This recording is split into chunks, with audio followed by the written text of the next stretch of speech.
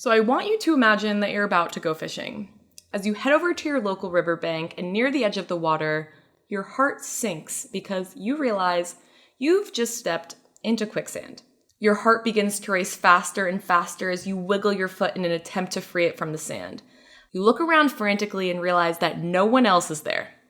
Now you really start to panic. You thrash your arms about towards the edge of the sinkhole in an attempt to free yourself, only to feel yourself being sucked deeper and deeper into the sand. Now, I've never been trapped in quicksand, and I hope you nor I never are. But after researching this, I learned that this is most people's common response when they find themselves stuck in this situation. They begin to struggle and frantically move their body in every which way to try and get unstuck. But unfortunately, this only makes it worse for themselves, and they're perpetuating their own stuckness. And what's interesting is this is a very similar response that many of us have when we find ourselves stuck in our careers. As natural-born leaders and high achievers, we want to do work that feels meaningful to us and makes an impact. We want to have a positive influence on others and leave our mark on the world. So how do we go about finding a career that will allow us to do this kind of meaningful work? Well, naturally, we sell all our belongings, move to Europe for a year, go on a very spiritual, soul-searching journey to discover our life's true calling.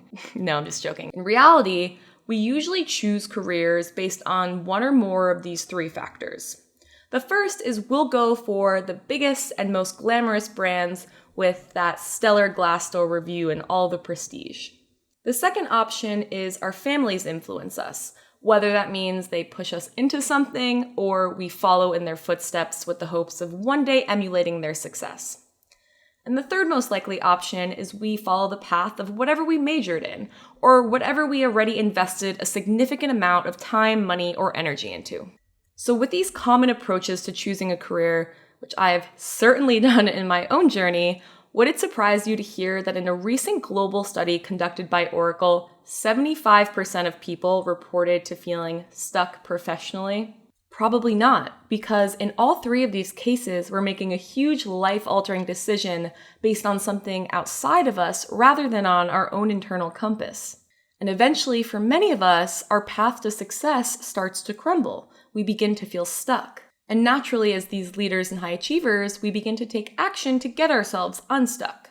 There are a few different reactions that we typically have when we start to feel stuck, and I've grouped the most common ones into three different categories. So the first category is the spray and pray approach. Here, we're blasting out our resume to dozens of employers with the hopes of getting a job offer that can pull us out of our current path.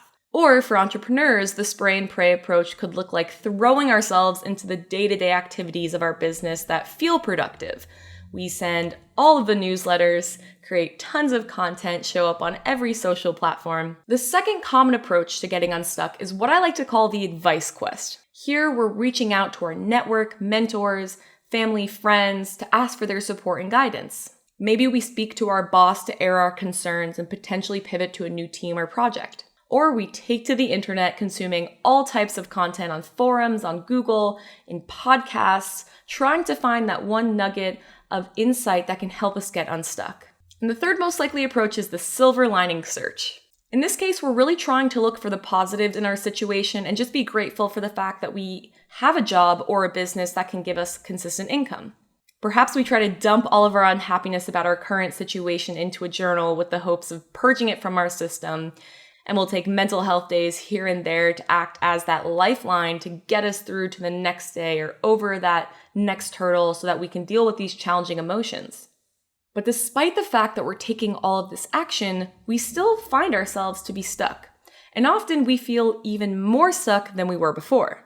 In our attempts to get unstuck, we often fall into a sinkhole of stuckness, with every additional wriggle of an attempt to get out sucking us deeper and deeper into the pit that is our current path. And this happens not because we're failing to take action, but because we're taking the wrong kind of action. Our misdirected efforts zap our energy, and then the lack of real progress chips away at our hope, confidence, and motivation to change. Our inner critic grows louder and louder until all of those fears and self-doubts and self-imposed limitations start to bubble up and convince us that this is just the way things are and what they'll have to be. And so often we wave our white flags, resigning to our current dulled reality as our fate.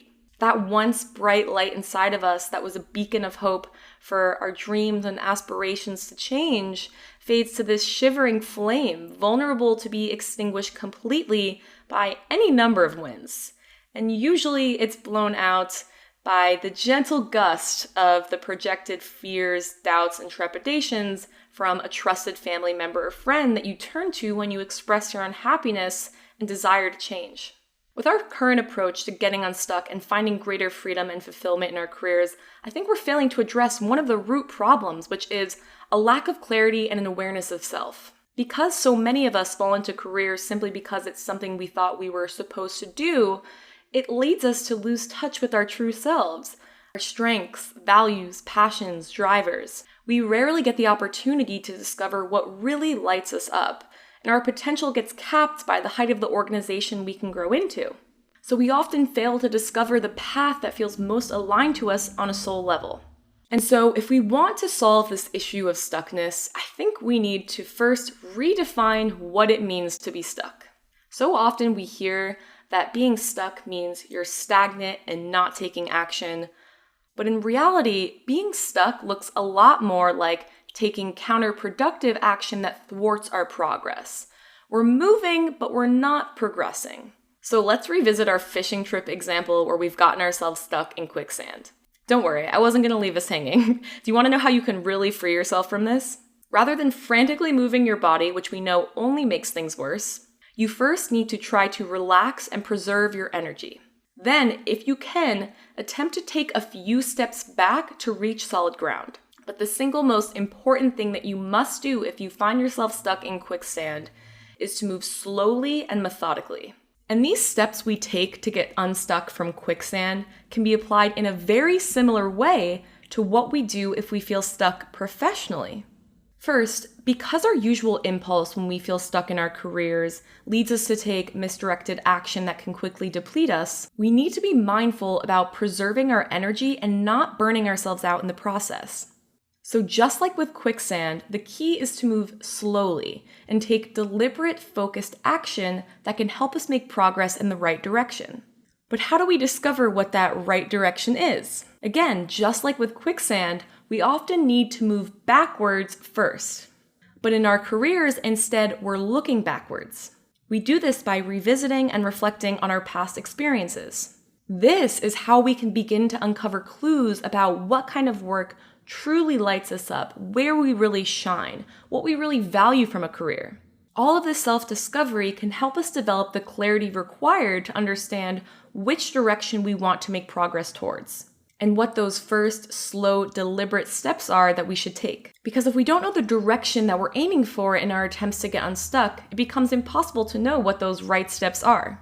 And with this resulting misaligned action, it becomes incredibly difficult to attract aligned opportunities that can pull us out of this sinkhole of stuckness. And this is what I really want to dive deeper into. How can we find this clarity? How will we know what work will feel meaningful to us? We see people online that have radically changed their lives and they make it look so easy, but how did they actually do it? Where do we start? What are we doing wrong? What are those deliberate, focused steps that we should be taking? And once we find that clarity, how do we begin to attract opportunities that are aligned with this newfound clarity? If these are questions that you want answers to as well, then I invite you to join us on this journey where we'll be exploring all of this and more in my brand new video series that unpacks how to get unstuck. Look, we all want to do work that feels meaningful to us and makes an impact, and we want to get unstuck from those careers that just don't afford us this. But with our current approach to getting unstuck, it leaves us feeling more drained, uninspired, and demotivated to change than we were before. We have to escape this sinkhole of stuckness and redefine the problem so we can begin to understand its solutions. We embrace that being stuck doesn't mean we're stagnant, but instead acknowledge that being stuck means we're moving, but the actions we're taking are counterproductive and potentially even harmful.